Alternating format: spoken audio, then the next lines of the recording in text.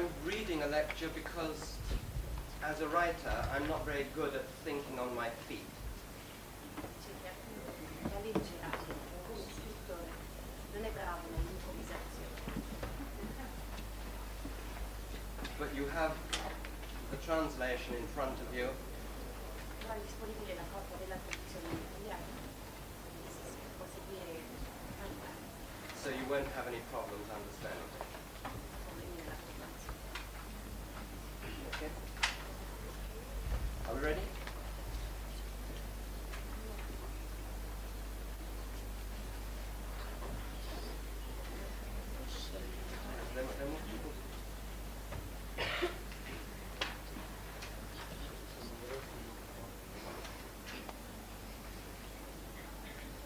I'm sorry, they're waiting for more people.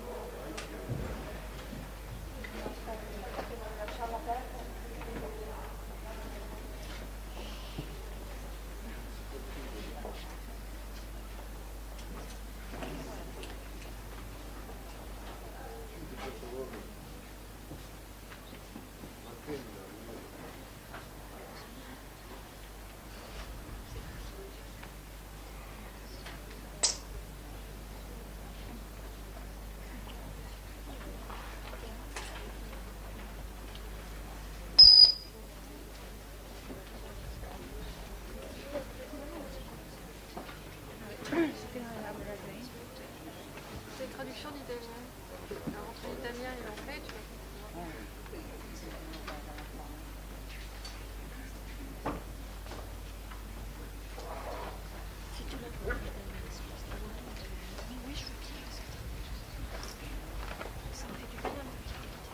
Are there any more translations?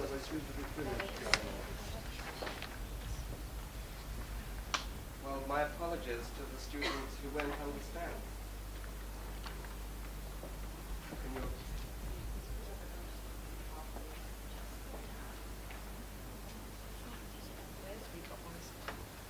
There's a spare one up there.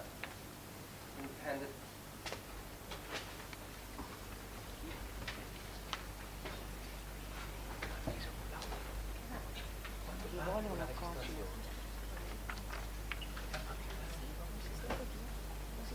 Okay, perhaps you can get copies afterwards.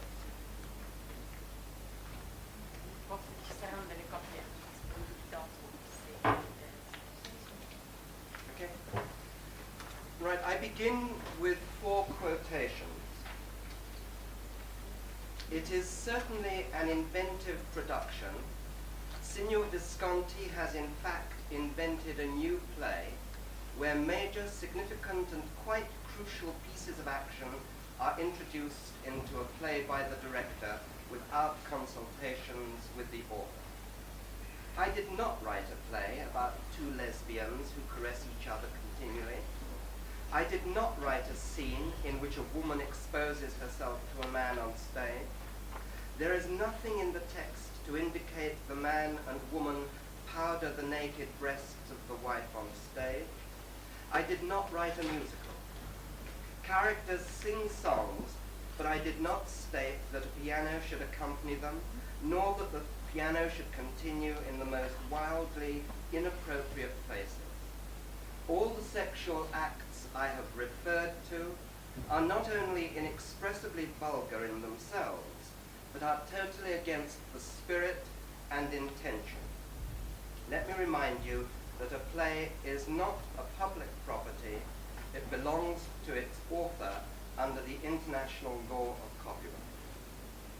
That was Harold Pinter publicly commenting on Visconti's production of his play Old Times at the Teatro di Roma. Second quote. No, I don't ever want to write a play. What? Put on a stage direction for a certain kind of yellow hat to be worn, one that's absolutely representative of the character's personality, and you can be sure they'll get the wrong bloody colour if they bother to get a hat at all because the actress is allergic to things on her head or something. Give me prose every time, where the reader reads exactly what I've written, whether I'm making mistakes or not. At least they're my mistakes. Margaret Drabble, one of our leading English novelists. Third quotation. We're all like whores. Set designers, directors, actors. We fuck with this writer, with that writer, going from one to the other, staying just a few weeks, months maybe, give ourselves to this one, then to another, try to create something in terms of the play, what is sometimes more, sometimes less, getting paid like a whore for the night. Rudolf Heinrich, a German set designer. And the last quotation, I will leave this theater and never write one word for you again. John Arden, to the audience from the Aldwych stage, the stage of the Royal Shakespeare Company, when he was protesting against the production of his play, The Island of the Mighty.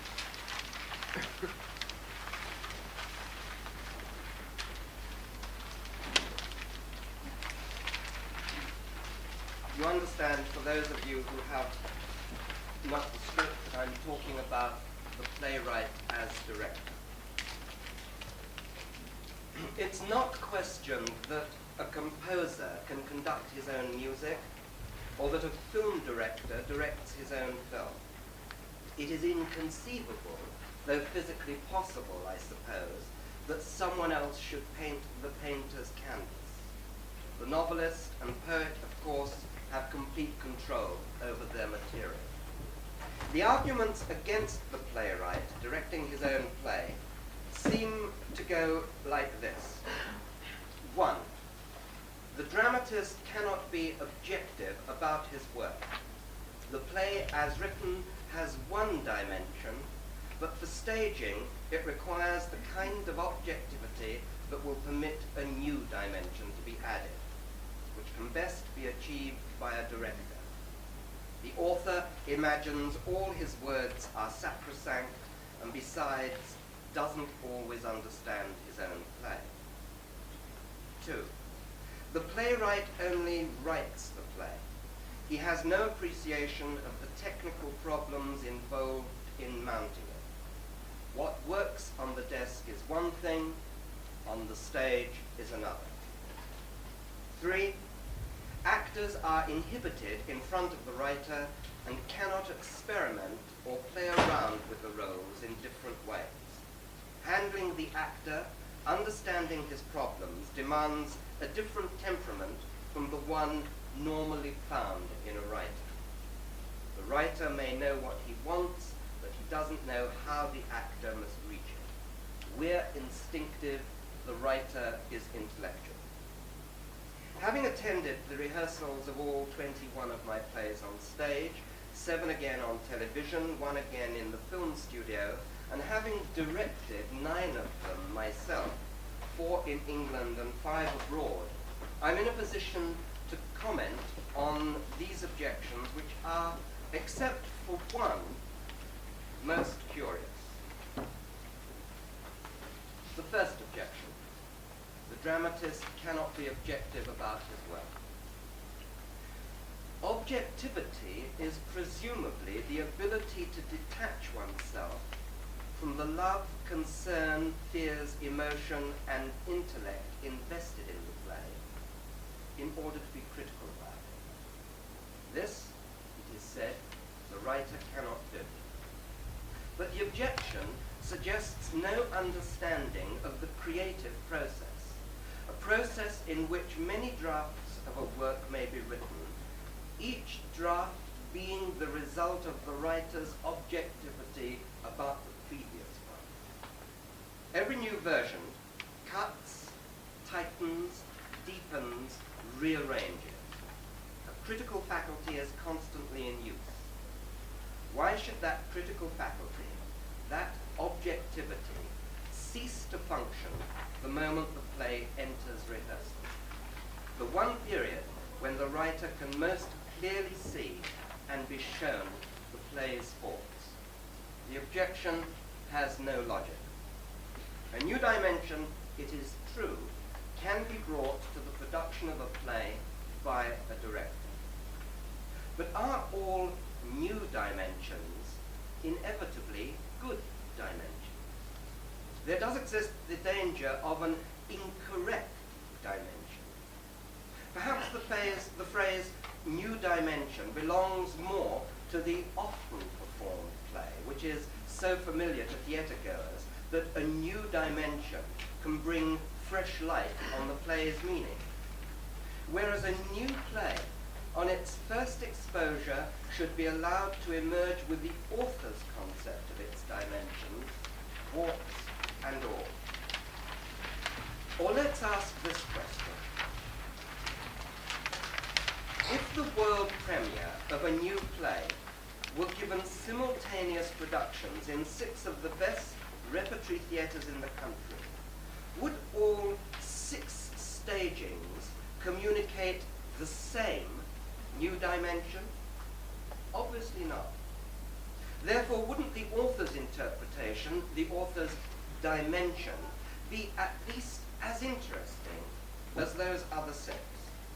Or is it suggested that, however mediocre, the 6 productions would all be better than the author's because there is some magic about the outsider's view? And then, what precisely can this new dimension of the outsiders be? The play is hopefully already one man's new dimension of his experience. Can it be that a director is adding a new dimension to the new dimension? There could be dangers in that. The danger of censorship. The added director's dimension to the author's new dimension blocks out the author's new dimension. I allow the absurdity to blossom deliberately. Or there's the danger of confusion of vision. I too have a point of view, you know, says the director. Or there's the danger of trivializing. You must be more acceptable, says the director. Or there's the danger of diffusing, says the director, to be more acceptable. And who is there to be objective about the director's production? And can the director's point of view have any honest validity if the author's point of view has not been permitted? I'll repeat that because it's central to my argument. Can the director's point of view have any honest validity if the author's point of view has not been permitted? But these are dangers easy to counter. Much more insidious are the suggestions for change in text, characterization, emphasis or rhythm, which seem perfectly sensible, but which are wrong for reasons the author has forgotten. Plays, though they appear simply an effort to put words into the mouths of recognizable characters who are involved in an engaging plot or set of relationships, are in fact very complex. Okay? No competition? I'll start that one again. Plays, though they appear simply an effort to put words into the mouths of recognizable characters who are involved in an engaging plot or set of relationships, are in fact very complex structures.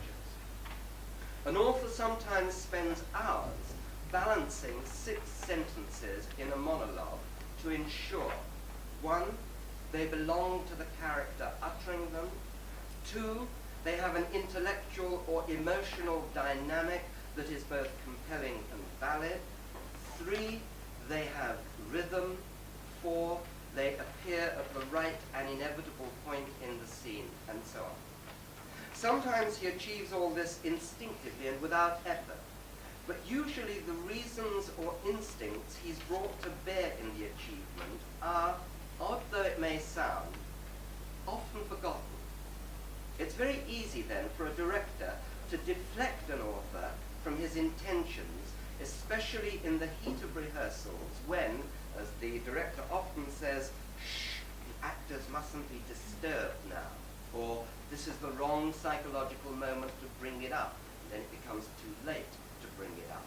Or they're producing something else, isn't it magnificent? Or they're working so hard for you, you know.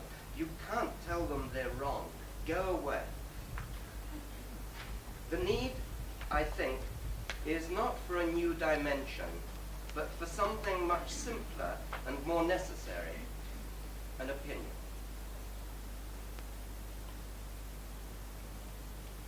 I owe many changes in my plays to the opinions of friends, but it's not unreasonable that a certain moment is reached by most playwrights when they've used up the present supply of objectivity and require recharging by an opinion authoritatively founded in theatrical experience, directors and actors as set design.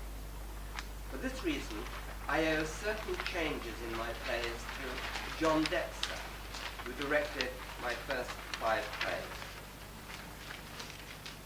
But, and here is the interesting point, though changes were made to a play I wrote called The Old Ones, under Dexter's direction when he directed it in London, yet other changes were made to the play under my own direction when I directed it in Munich. The conclusion could be that it is the possibility for change which encourages change, not the person. Give an author the chance to direct his own play, and he will change as crisply and perceptibly as any director. The second objection. The desk is one thing, the stage another. I've tried hard to consider that this objection might have some justification. But can it really be true for the serious, the professional writer? On the contrary, alone at the desk, one has all the time in the world to persuade oneself that all one does is wrong. Most people at work in the theatre would agree that it's neither possible nor desirable to write in the stage directions for every shift of limb, flick of eye, or intonation of voice.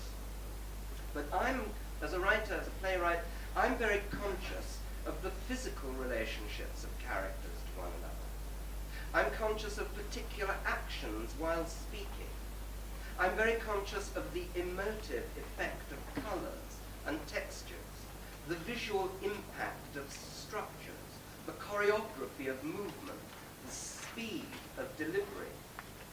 All these are elements woven into the fabric of the play. At least I try to weave them into the fabric of my play. Far from being indifferent to complex theatrical possibilities, many writers are fearful that their inventiveness and craftsmanship will be missed or ignored by conservative actors and directors in a hurry or with third-rate imagination. It is possible to have made impossible demands of the theatre. Rehearsals show one what those are. But the greater danger is for the playwright's innovations to be crippled. The best playwrights make not impossible, but unfamiliar demands upon the theatre. They stretch its preconceived limitations. If the desk is one thing and the stage another, then all the more reason for a playwright to come closer to his material. The third objection. Actors are inhibited in front of writers. The actor-director relationship touches upon what is central to all productions. 2 preliminary points I'd like to make. Actor-writer relationships have a long history, longer than actor-director. And if they fail, it may have to do only with a clash of personalities, and not because it's a bookish old writer failing to understand the delicate, vulnerable actor. The evidence for this lies in the ruins of many actor-director relationships. We're instinctive, the writer is intellectual. say many actors. Sometimes yes, sometimes no, sometimes both. But in any case, what of the many directors who come from the intellectual disciplines of a university? And how should one describe those writers who have come from the anarchy of a varied work existence? Such writers could say, we're experienced in real life. The actor is cloistered. As for the actor being inhibited before the author, I've rarely experienced it, except in the early days of rehearsal, when actors are just as likely to be inhibited before each other. Very often, it's the actor who wants to deliver emotional lines emotionally. And I found myself, as a director, having to force the actor to fight against my text. As a director, I've always patiently encouraged actors to twist texts inside out, act against them, try saying tragic lines with humor, lyrical ones vulgarly. Far from inhibiting or tensing an actor, I found my presence relieved him because he felt the one person who could give him an answer to his questions was right there. But that a difference exists in temperament between actor and writer is true, and could fairly be offered as a reason why the playwright should not direct his own play. And it's worth looking at. The craft of the actor is a complex one, and a lecture as brief and tentative as this could not presume to be exhaustive about. But to further this defense of the playwright as director, here is an observation which perhaps has not been sufficiently considered before. Paradoxically, basic to an actor's fear is his vulnerability to the accusation of acting. He's vividly aware that society normally uses the name of his profession as the name of an abuse. Oh, ignore him. He's just acting. Just acting is the actor's raison d'etre, his means of livelihood. He asks an audience to forget that acting is to pretend to be who and what you are not, which is rightly frowned upon in everyday encounters. What is despised in a person off stage, the actor asks us to praise on stage. In the audacity of this request lies his terror. This is why the actor fights. Sometimes his fellow actors, sometimes the director, sometimes the set designer, costumier, author, audience, sometimes all of them, sometimes the wrong one. Any one of them might be leading him to make a fool of himself. The terror is absolutely understandable. No profession can be so nerve-wracking as that, where a person exposes himself or herself to the ridicule of disbelief and the attendant ignominy of dismissal, the humiliation of having been seen through. Who succeeds? Most actors will agree very few. They are constantly seeing through each other. But those who do break through the brittle and sour barrier of skepticism form a miracle. To experience them is to witness people possessed. We all kneel before them. What is it the actor must do?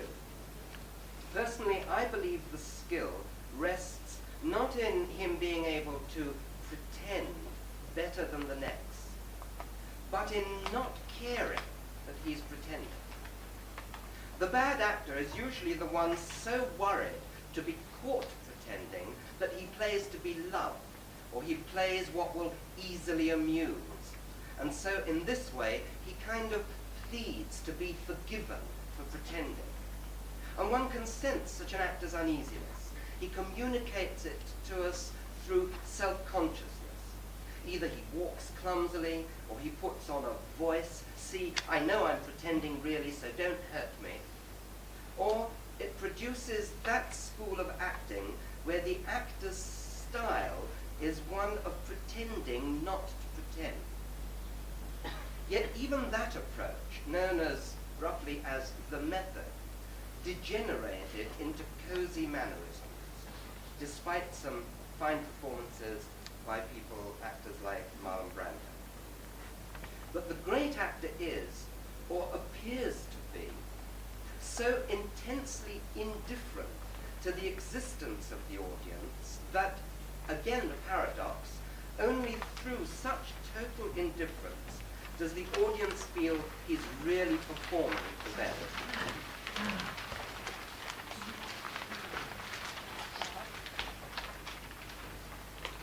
Now, the responsibility for guiding an actor and helping him shape the performance in which he will not make a fool of himself is an awesome responsibility. In taking on directorship, the author divides his loyalties between a responsibility to his play and a responsibility to his actors. Sometimes they are in conflict. Two responsibilities are sometimes in conflict because, too late to change, it is discovered that an actor does not have the correct set of registers and ranges to fulfill the part for which he's been cast. It's not a question of an inferior range, simply of a different one. The scene will now never reach its intended mood. This speech will now never ring in its true pitch. That argument will now never be fully understood. That moment of truth will now never be revealed in all its terror.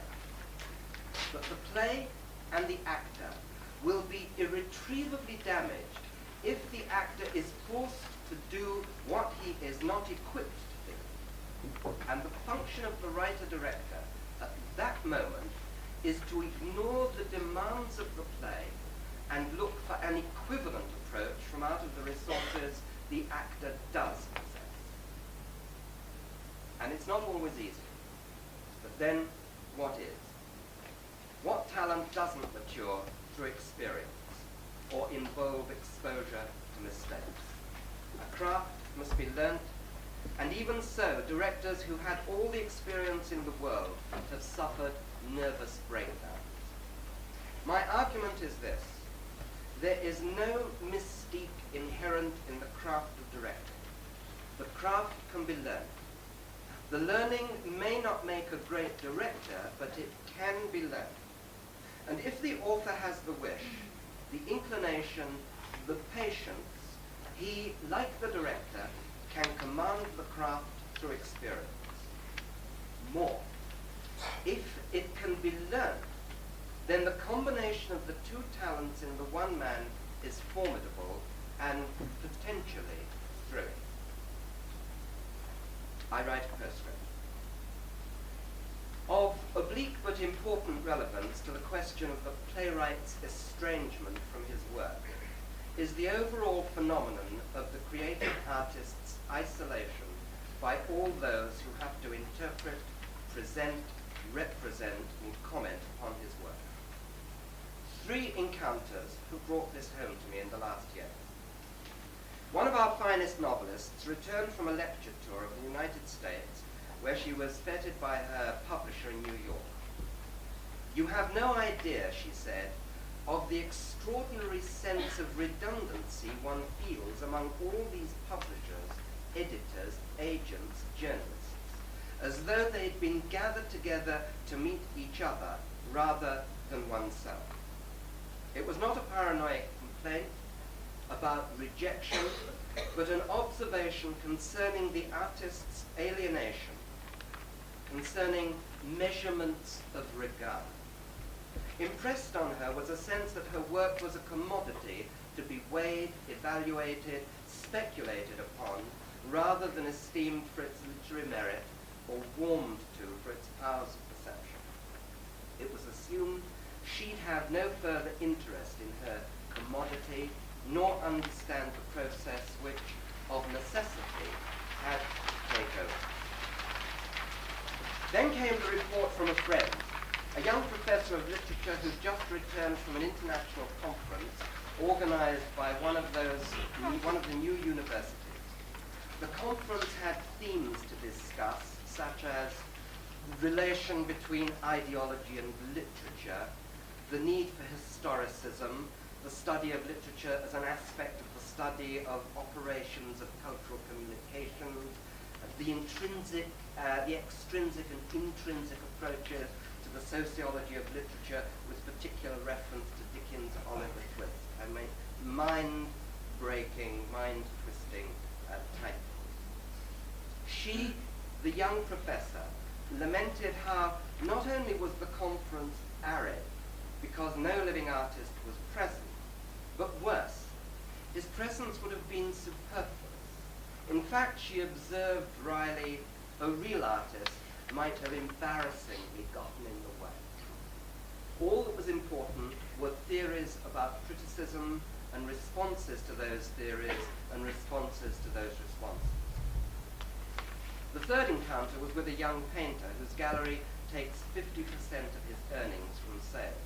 Most galleries, it seems, take an outrageous 33 and a 30%. Not only that, but no regular account was rendered to him of what was sold. He had no way of checking for how much a painting was sold. He was not informed who bought the painting, for fear that he'd go to them privately to sell his work and thus bypass the gallery. And occasionally, paintings were lost. The attitude of the entrepreneurs reduced him to feeling an intruder and believing that favors were being done for him. Time and again, one meets with artists who are made to feel intruders into their own profession. Only once did I hear a reassuring story. A composer friend, Wilfred Joseph, whose Requiem won a prize from La Scala and the city of Milan, told me how when he gratefully thanked the conductor Guillini for accepting to conduct the work around the world, he, Guillini, replied in this vein, "You shouldn't thank me, it is for me to thank you. I am only the conductor." Many artists, of course, choose to stay outside, to toss their works into the melee and let come what may. For example, playwrights and novelists find their work sometimes cheaply bought by the film industry, slaughtered out of all recognition by producers whose priorities are other than artistic, or by directors who feel their interpretations to be of greater significance than the original.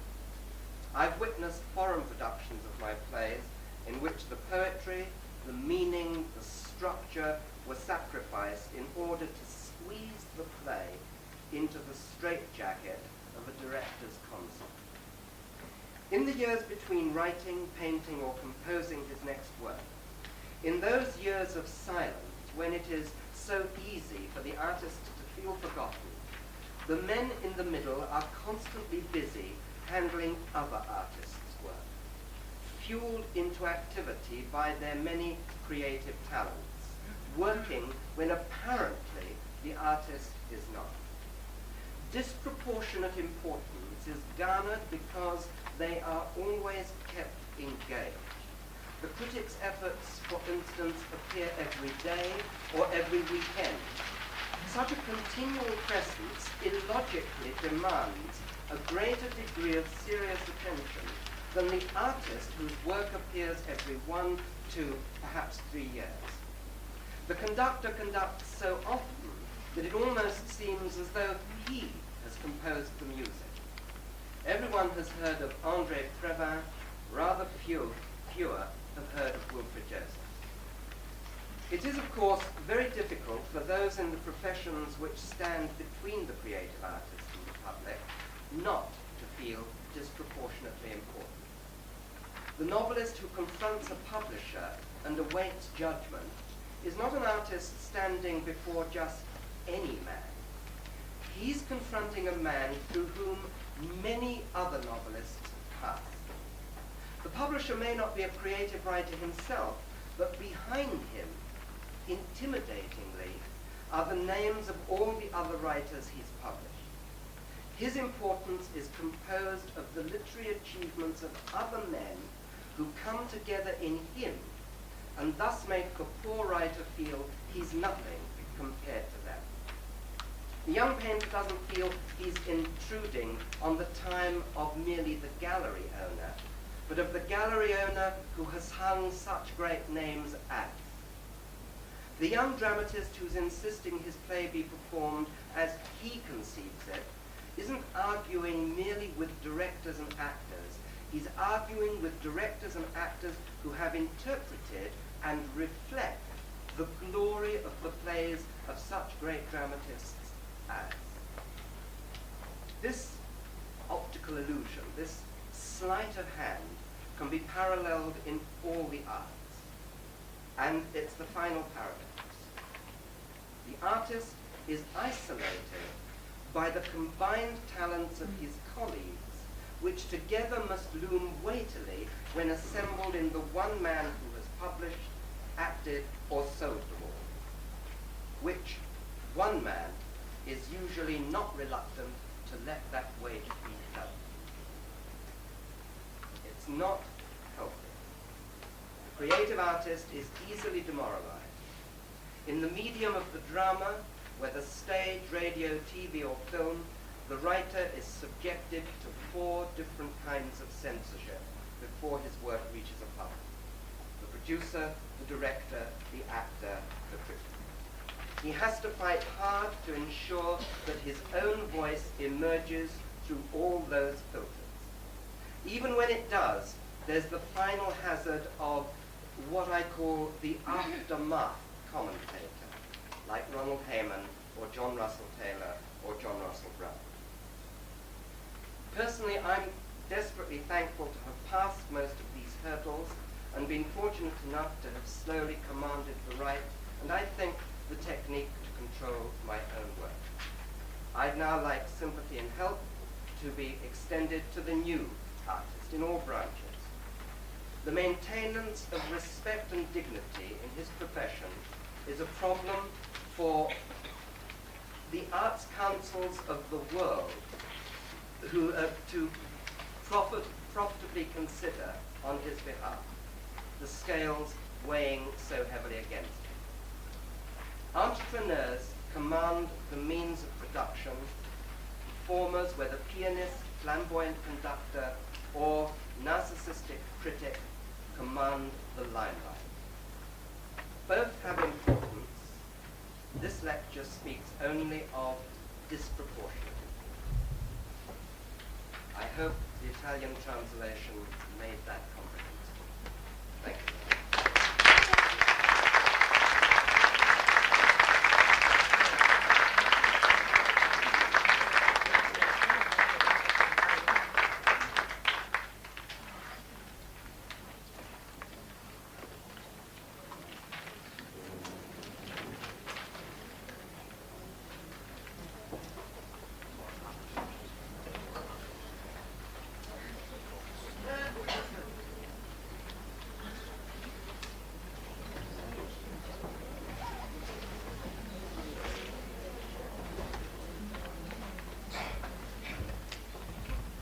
If you like, of course, ask questions. We have an interpreter.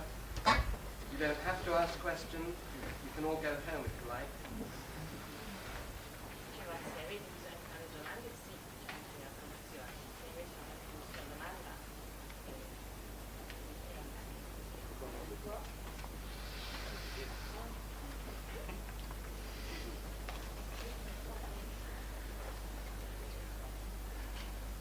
I would actually like to know who I'm talking to.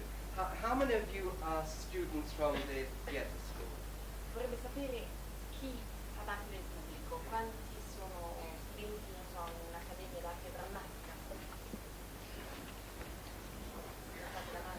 Ma non ci sono studenti di, cioè noi facciamo una scuola qua col collettivo, qua non c'è una scuola di arte.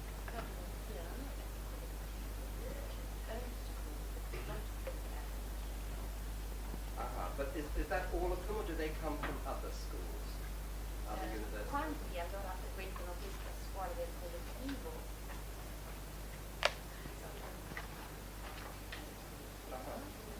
And all the rest come from where?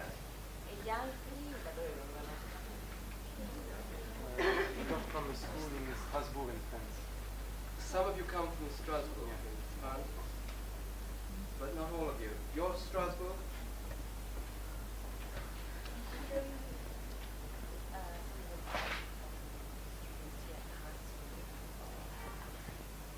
With a particular interest in theatre or English or electronics? Interesse particolare per il teatro, per l'inglese o avete fatto elettronica? English theatre.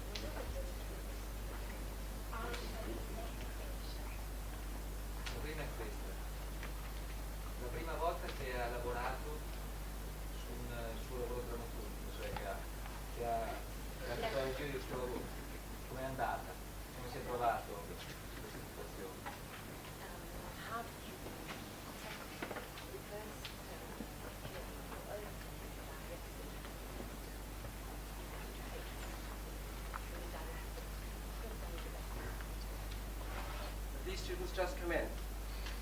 Yes? Must I give the lecture all over again?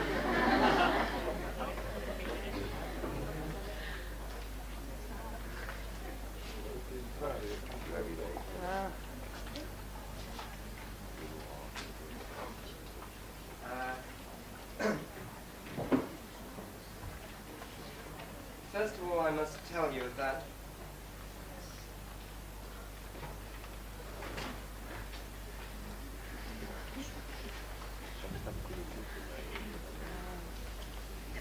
I've heard the Italian unpunctuality, but this is different.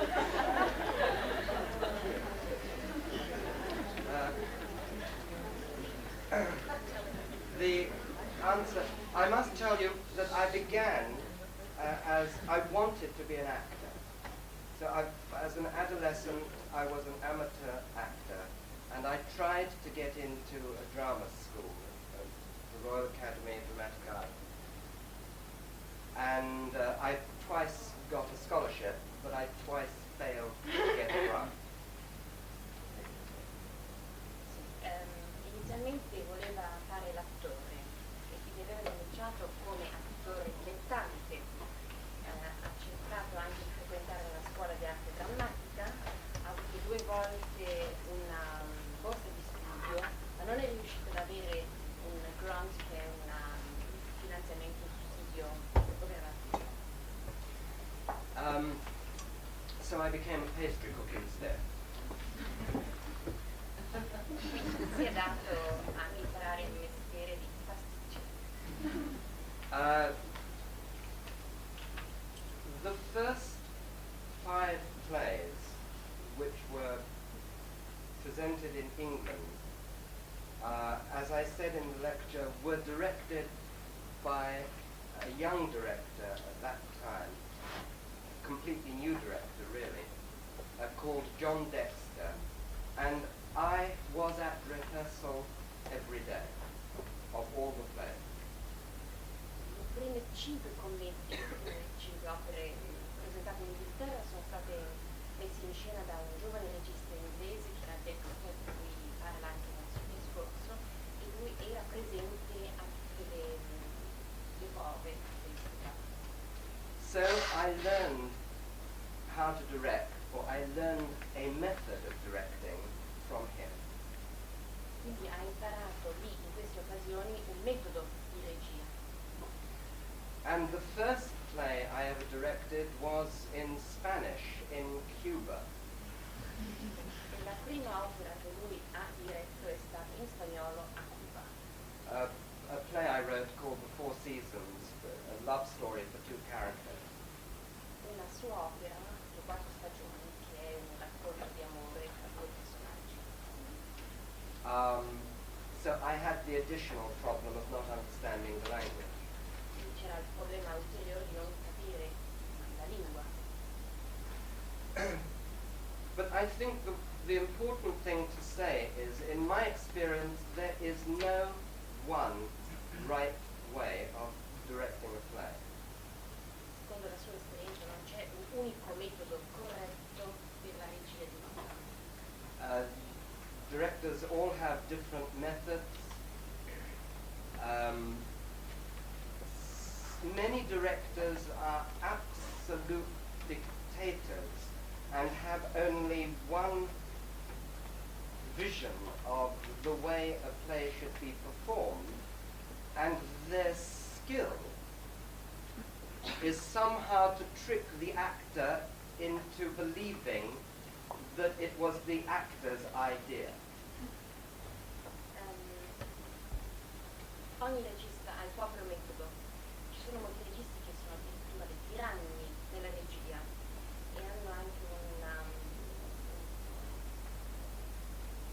una loro particolare abilità, ed è quella di far credere all'attore che è così che la messa in scena questo spettacolo, che è così che deve essere fatta la interpretazione. Now, this is not the place to give you a lecture on directing. But perhaps I can very briefly describe what it is that I do when I'm directing.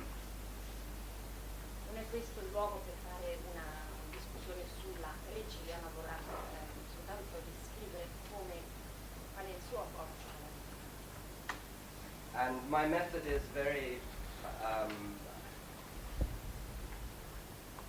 conventional. It is traditional. It is not original to me particularly.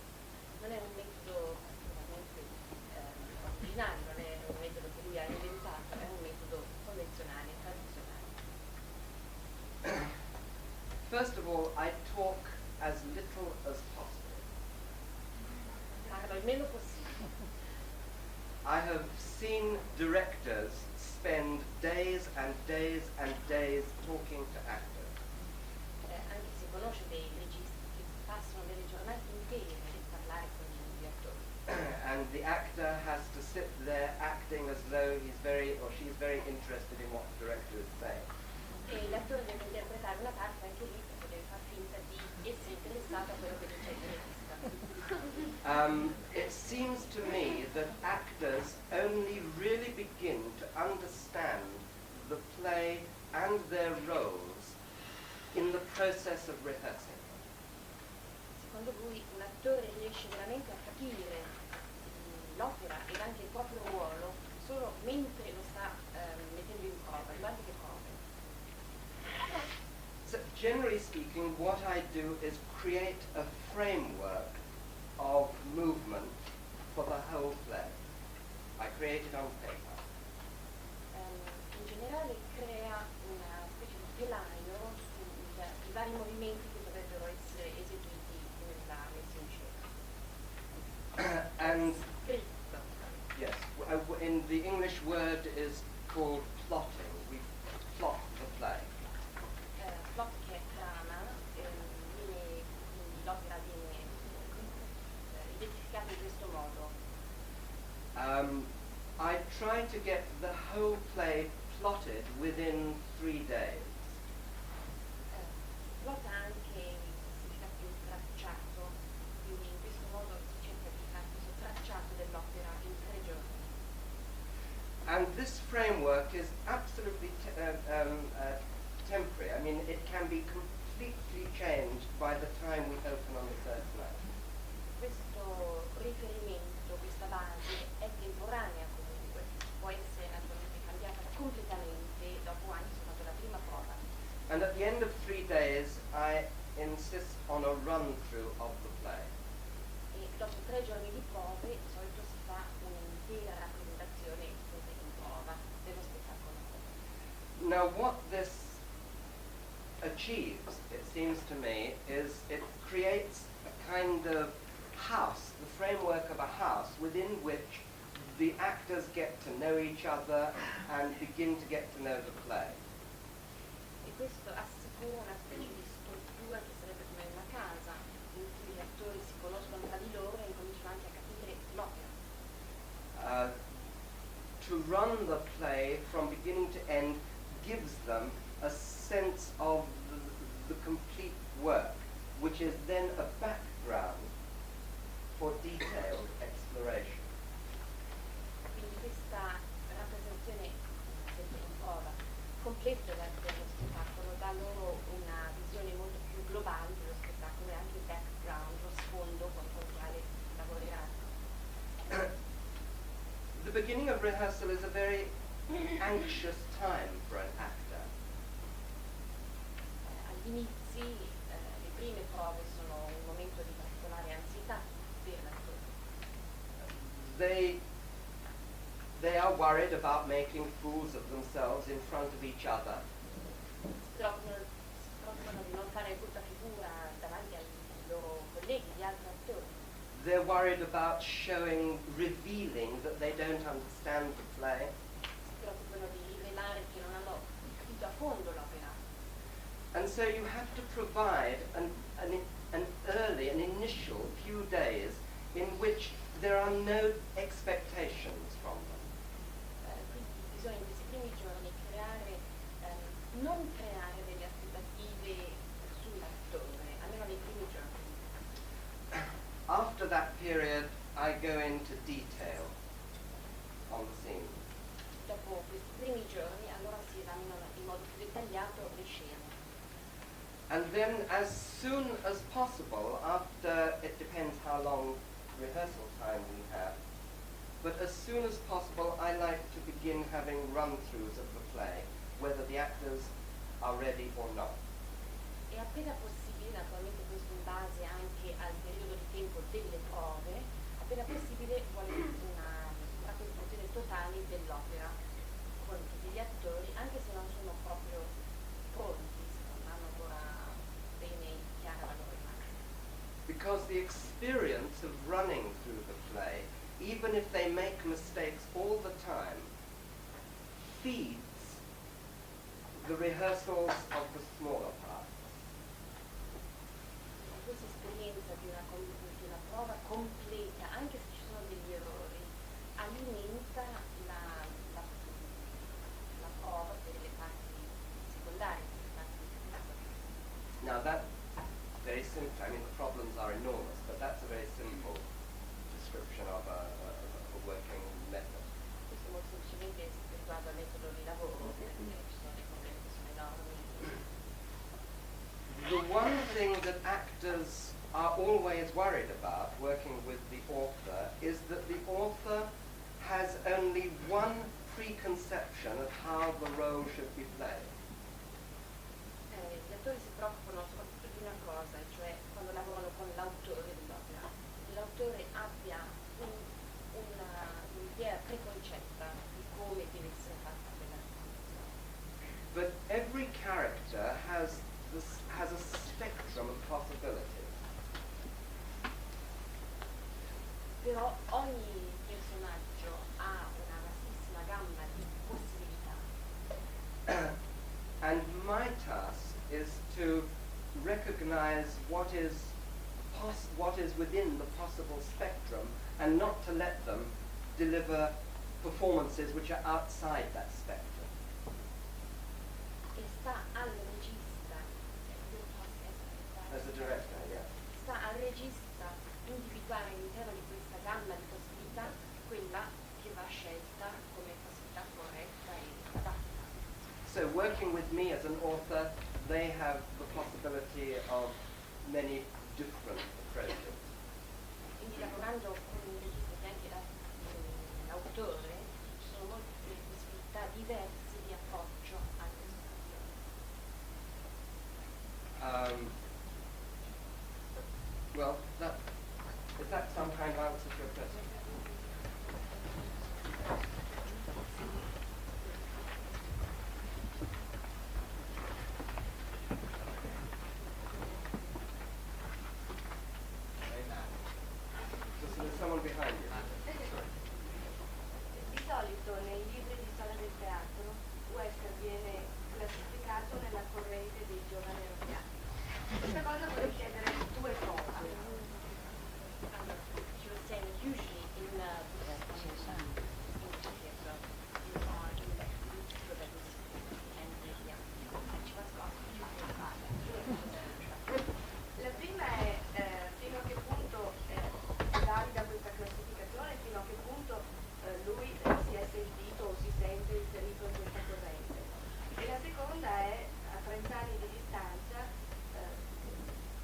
successo a questi giovani arrabbiati. So two questions are, is this definition valid? How far, how much do you feel part of the group and everything?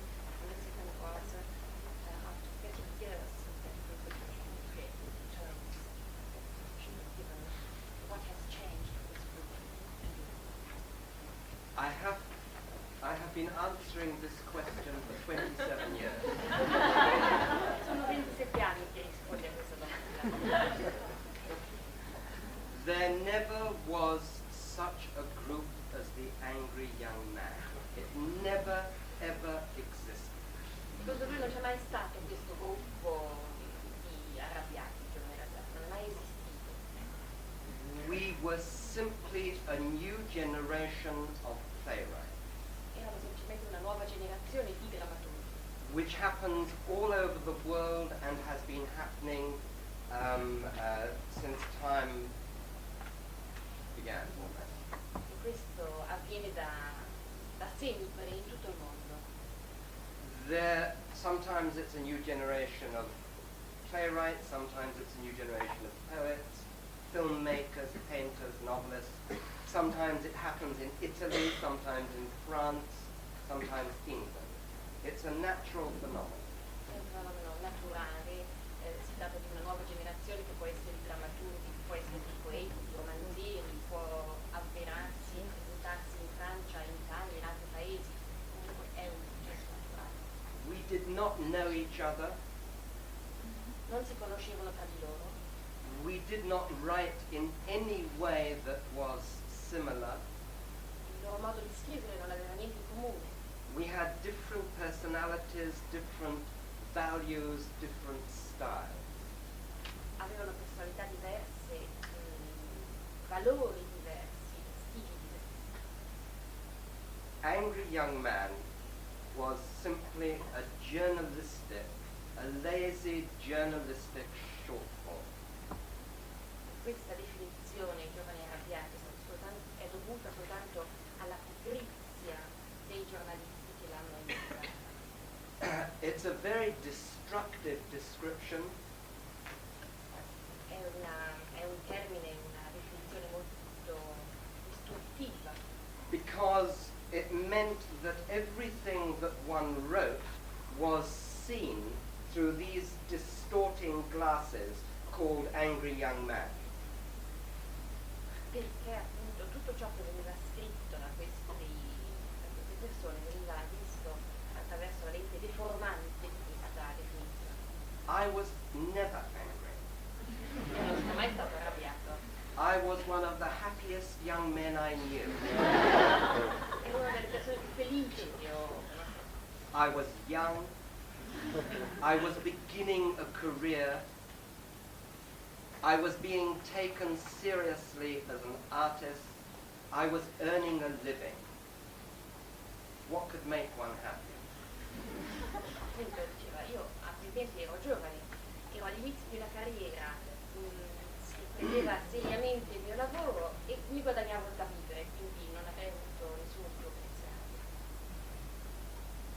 But it is now that I'm angry. È adesso che mi trovo arrabbiata. Because I'm older, because I make more demands on my craft, and I find it more and more difficult to write. Perché appunto sono più vecchio e sono più anche esigenti verso il mio mestiere, quindi lo trovo sempre più difficile scrivere. And I think that we are, all of us, most of us are born with a capacity to be depressed by the world or excited, depressed by life or excited by life. E noi tutti siamo nati con la capacità, la possibilità di trovarci depressi dalla vita oppure viceversa ad essere emozionati dalla vita. And I think that when you're younger, you can push the depression down. Quando appunto si è più giovani si può eliminare la depressione. And as you grow older, it's more and more difficult to suppress the Depression. Invece invecchiando diventa più difficile riuscire a controllare questa depressione. And so one gets angrier with man's inhumanity and man's stupidity as one grows older. E quindi è più facile arrabbiarsi con la stupidità degli uomini quando si è più vecchi. Anyway, that's a long answer to your question. I would wish you to read, if you care at all, to read the works of my works and the works of my contemporaries in the light not of writers who existed in the 50s or the 60s or the 70s. All that is nonsense. An artist is someone who begins at a certain point and develops and matures. And it's in terms of a lifetime of writing, 20, 30, 40 years, that you should evaluate that work. And not think in terms of angry young man, kitchen sink, avant-garde, impressionists, 50s, 60s, 70s. That is not helpful.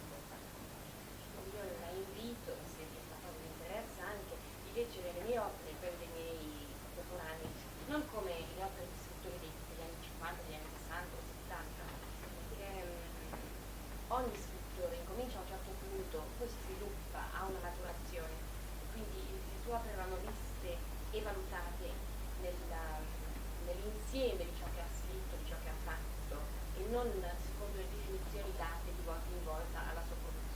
I'll tell you a funny story about this. A few weeks ago, we were in Paris. I was giving. Why were we in Paris? Yes, we went to see a production of a friend, and we met with a writer who we had known. We went to dinner with a writer who was a friend of ours, and at the dinner was a painter, a very well-known painter whom I'd never met before, and I met him for the first time. Alcune settimane fa mi trovavo a Parigi appunto per una presentazione teatrale e siamo andati a cena con un amico che era scrittore, dove abbiamo incontrato un famoso pittore a questa cena. And this painter was a very funny man.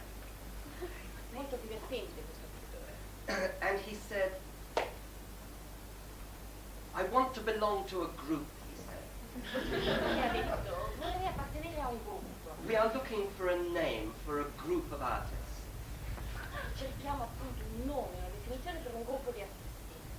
Because if you meet somebody and they say, what's your name? And you say, my name is Mr. Smith. And what do? You say, I'm a painter. And they say, oh yes, how very interesting. But if you say, I belong to the Impressionists, suddenly they are excited. You are important because you belong to a group. E appunto quando si è presentate qualcuno e vi chiedono notizie, vi presentate col vostro nome, dite anche quello che fate e sì, sono interessati, ma dal momento in cui voi dite appartengo a questo gruppo, per esempio sono un impressionista, allora sono emozionatissimi e anche l'interesse è aumenta. And he said, we thought of one title. We thought we would call ourselves the Panicists, a mixture of pan and panic. Allora, abbiamo pensato di dare al nostro gruppo un termine particolare, non particolare, Panicists, che è un insieme di pan, che è la padella che si usa in cucina, e panic, che invece è il panico. So if you want to, when you grow older, you panic more. So if you want to think of me in terms of any group, I am a panic. Quindi anche io mi associo a questo gruppo perché diventando più vecchio anche il panico è più frequente, quindi mi associo a questo gruppo. Next question.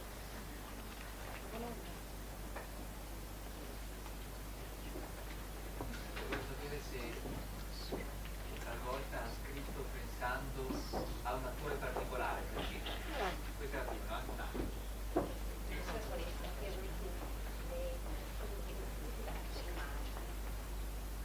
Only one. Solo una volta. This one. Yeah. I mean, do you want to know why?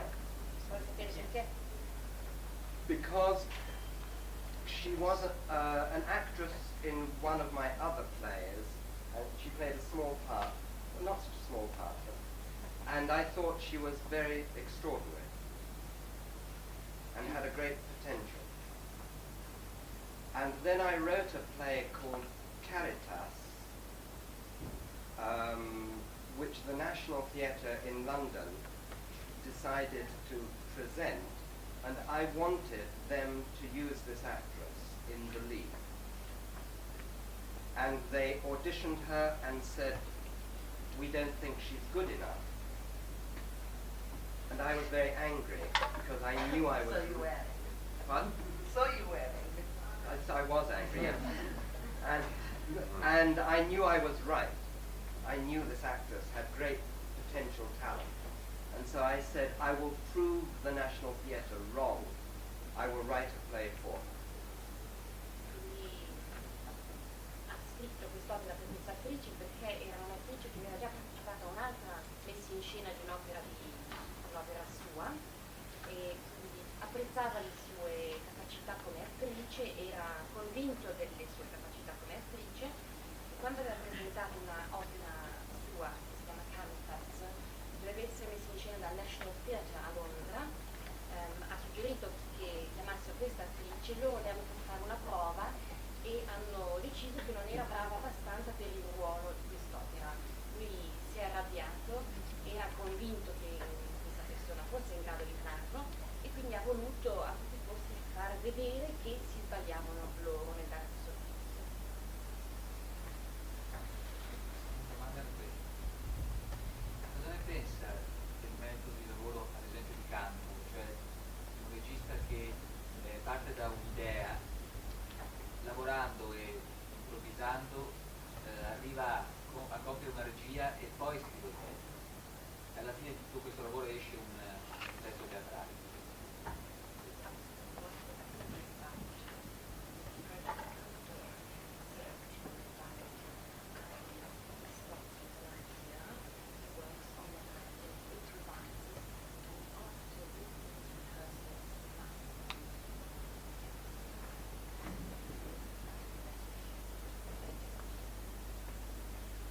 Well, Cantor is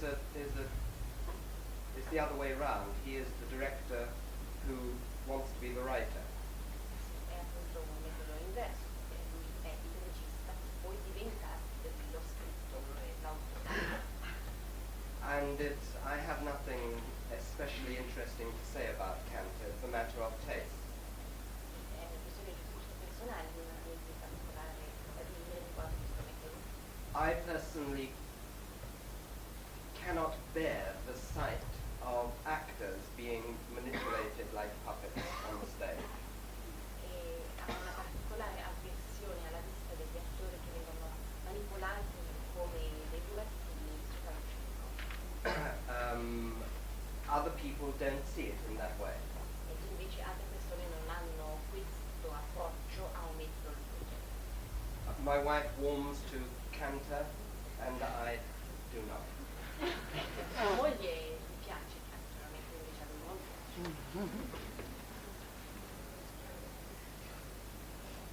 I do not like dictatorship in life, and I do not like it in art.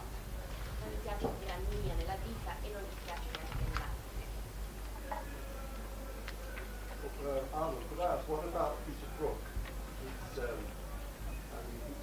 Brook takes the views of the directors that approach them much more democratically because he collaborates with his actors in rather a different way. Would you accept that? Yes. La domanda riguarda il lavoro di Peter Brook, dove c'è un rapporto che forse è simile, però molto più democratico nella collaborazione che c'è tra il regista, cioè Brook, e gli attori. Well, I admire Peter's work, but not all of it, and I'm afraid I've only really responded to the work that he's done with text written by other people. his productions of Shakespeare, his fantastic production of King Lear, Midsummer Night's Dream, which actually owed a lot to Ariane Manouchian, but still. His production of the Marat Sade. I thought the ick was simple-minded. I haven't seen the Maharaj. What was the one before that? Carmen. Carmen, yes. I thought Carmen was full of tricks. One of the things that yes. Go on. In risposta alla domanda, io ammiro il lavoro del gruppo, ma solamente quando si limita a fare la regia di testi che sono scritti. Per esempio ha fatto delle produzioni stupende di Shakespeare, del Re Lear, del Sogno di una notte di mezz'estate, la sua produzione del Marat Sade, di opere con un testo scritto. Mentre invece considero altre opere dirette da lui, per esempio quella di Zuc, piuttosto semplicistica, e penso che per la Carmen ci fossero molti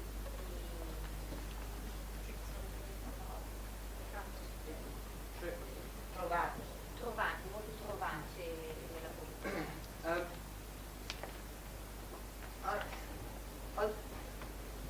You must remember that when somebody like myself is here talking about the theatre, it's a very personal approach. I do not suggest that my attitude and approach to theatre is the only one. Quando la persona per me si trova qui a parlare con voi, a parlare di queste cose, è un approccio solamente personale, non ho assolutamente intenzione di dire che questo approccio è valido sempre ovunque. But in my 27 years of experience in the theatre, it seems to me that a lot of theatre people feel that theatre is about theatre. Ma nei 27 anni che ho di esperienza nel teatro, penso che molte persone che sono coinvolte con il teatro siano convinti che il teatro ha soltanto a che fare con il teatro. So they will come away from a production and say, what a marvelous production, what wonderful acting, what a beautiful set. And all these are important, but theatre is not about theatre. Theatre is only one of the arts, and all art is about life. E quindi queste persone escono da uno spettacolo dicendo che bella produzione, che magnifica interpretazione, che stupende scenografie, mentre invece il teatro è soltanto una delle arti e come tutte le arti riguarda soprattutto la vita. And one of the things you must understand about theatre is that we have at our disposal the possibility of so many means of confusing you and making you imagine that you are experiencing something extraordinary, when in fact you're not. E bisogna capire anche che in teatro si ha a disposizione un'infinità di mezzi che vi confondono e che vi fanno immaginare, fanno pensare di essere presenti a una rappresentazione straordinaria, fantastica, quando invece non è affatto così. We have the illusion that is created by sets. We have lighting, which can make the most banal things seem dramatic. We can use sound. The actor can stand in the middle of an empty stage and say nothing and make you feel that he or she is going through an extraordinary experience. Si può creare questa illusione grazie alle scene sul palcoscenico. L'illuminazione può rendere drammatica anche una cosa che è in realtà banalissima, sia l'aiuto del suono. Un attore che si trova in mezzo a un palcoscenico magari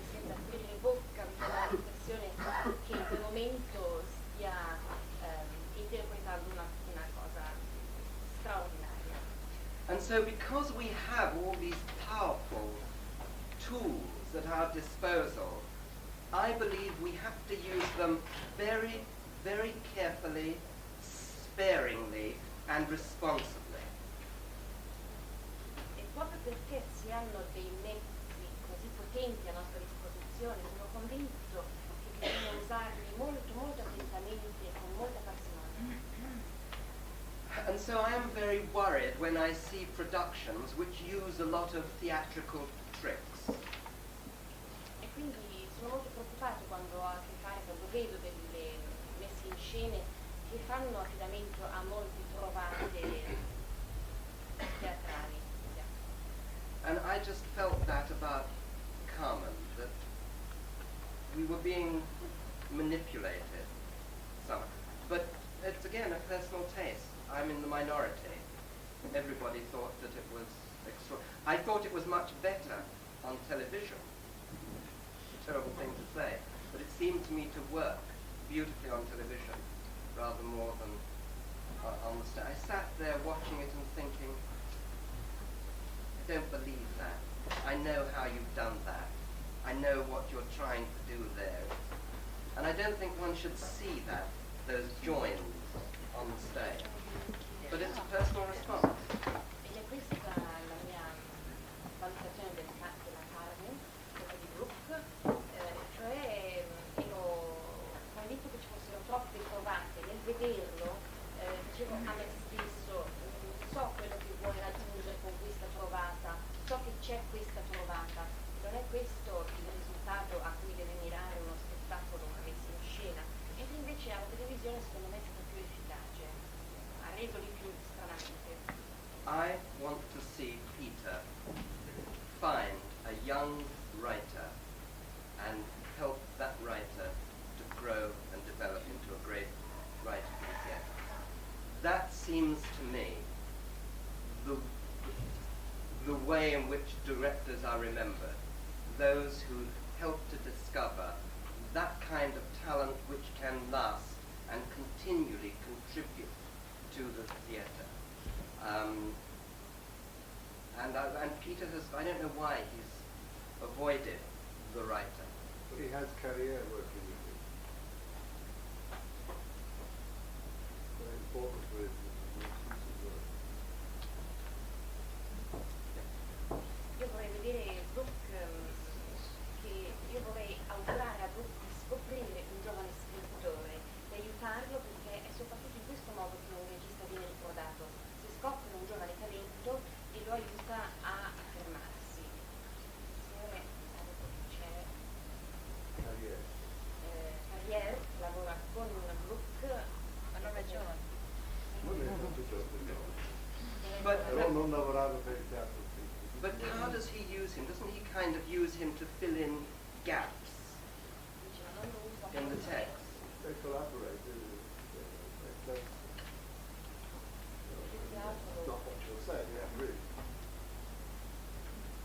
un po' di secondo me il loro rapporto è soprattutto quello di ricorrere a lui quando ne ha bisogno, mentre il signore diceva no, c'è una collaborazione tra i due.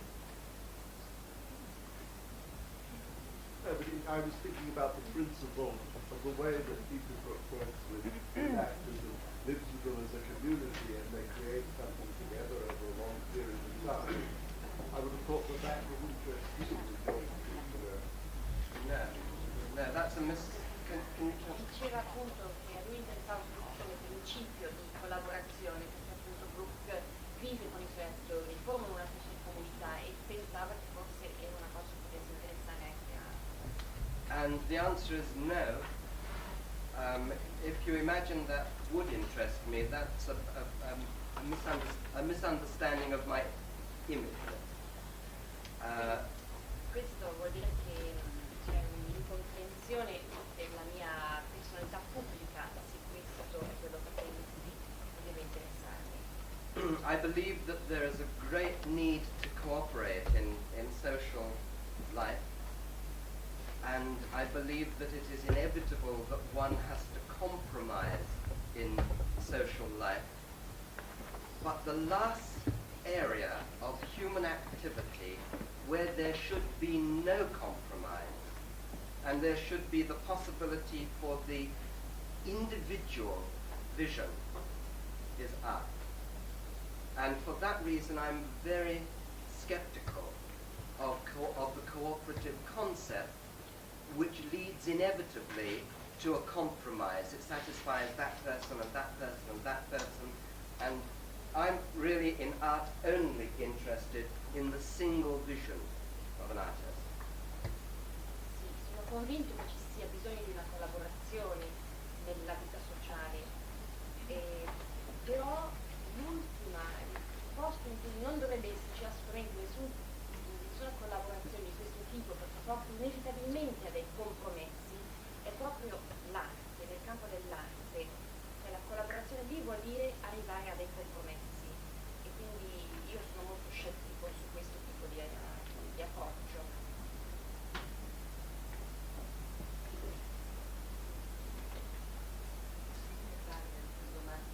Su Annie Wobbler.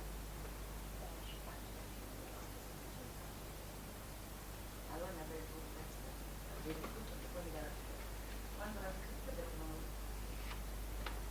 sempre ho pensato di leggerla, io sono scritta, io invece ascoltare, non dico le terre particolari perché non è da un testo da scritto da un'altra attrice a recitare, è molto semplice, e poi quali sono joints o links, relations tra i tre donne.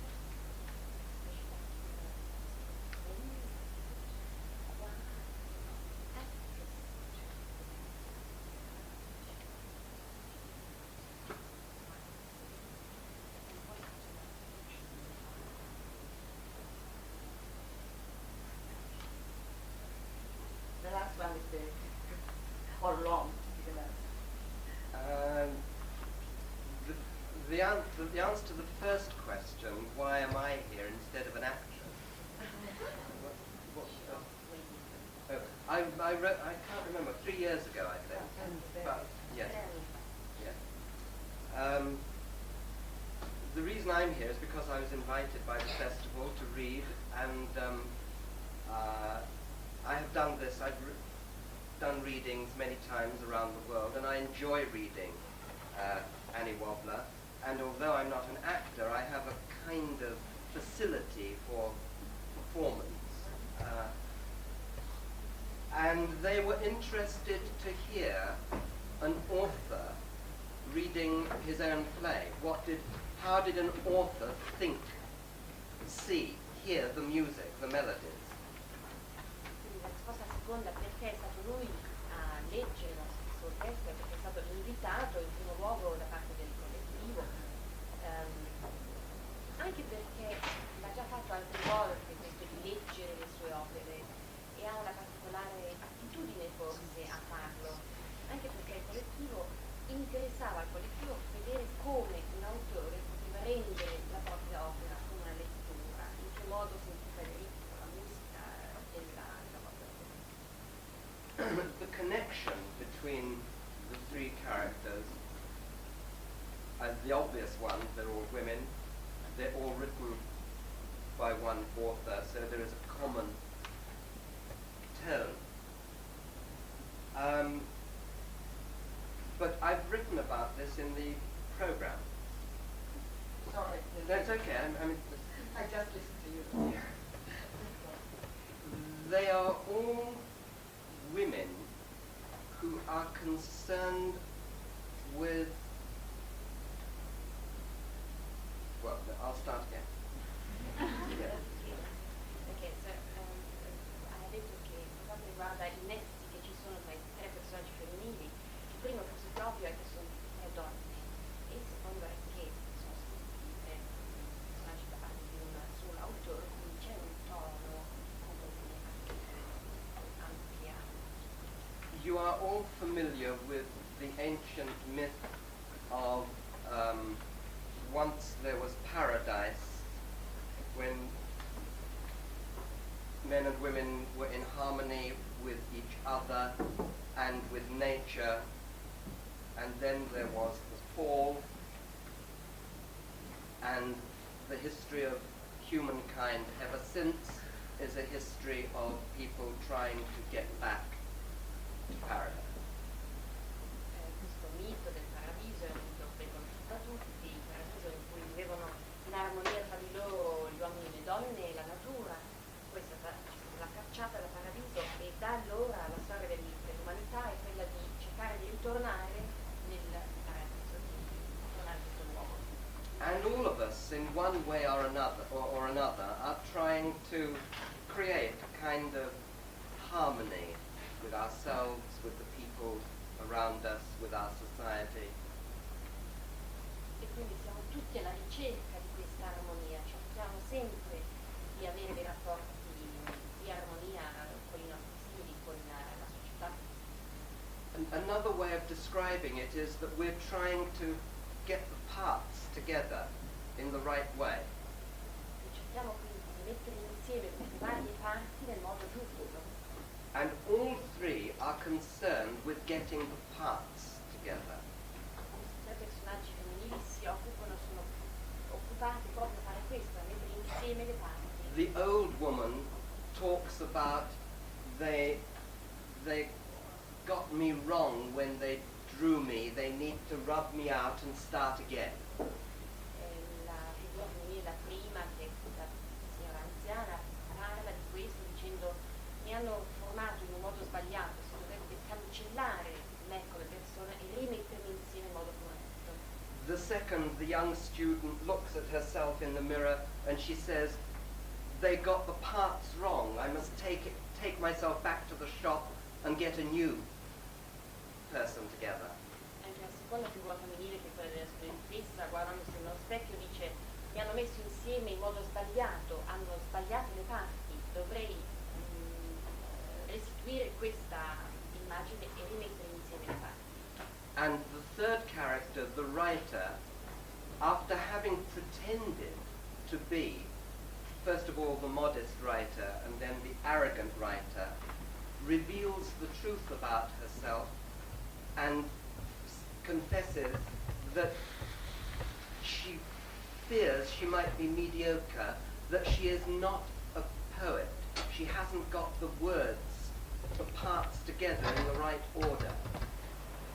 E la terza figura femminile, dopo aver rivelato, aver fatto questa prima interpretazione di modestia, la seconda di arroganza, la terza, che è quella della verità, è quella in cui confessa di temere la mediocrità, perché si rende conto di non essere, di non avere una vena poetica, e quindi anche lì perché le parti non sono state combinate nel modo giusto. So, I mean, very simply, that's the connection. You can begin talking in all sorts of other ways. You can say, the old lady wishes that she was the second girl. Si può anche naturalmente leggere, interpretare in vari modi. Si può iniziare dicendo che la prima, che è la vecchia, desidererebbe essere la seconda, che è la giovane ragazza. Although there are decades between them, you could think of the second girl with one foot in the world of the old woman and one foot in the world of the successful novelist. Quindi la figura centrale della ragazza giovane deve essere letta come avendo un piede nel mondo della persona, dell'anziana, e un piede invece in quel mondo della scrittrice. I mean, you can Può combinare in vari modi. I thought the trick was giving them all a mirror and question themselves. Lo traduco, pensava che una delle chiavi fosse quella dello specchio che appare in tutti e tre i casi, le scene dei vari personaggi. that is another thing that all three have in common.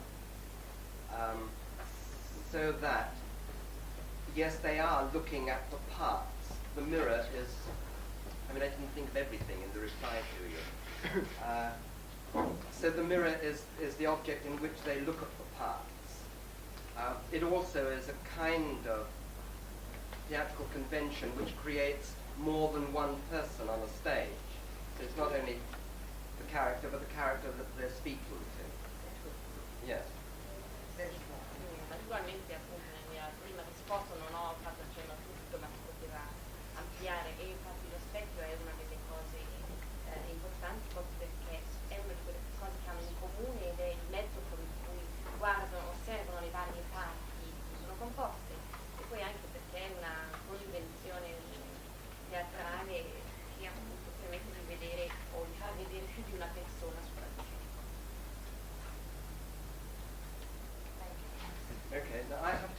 performance tonight. If there's one last burning question, I'm sorry you missed the fun.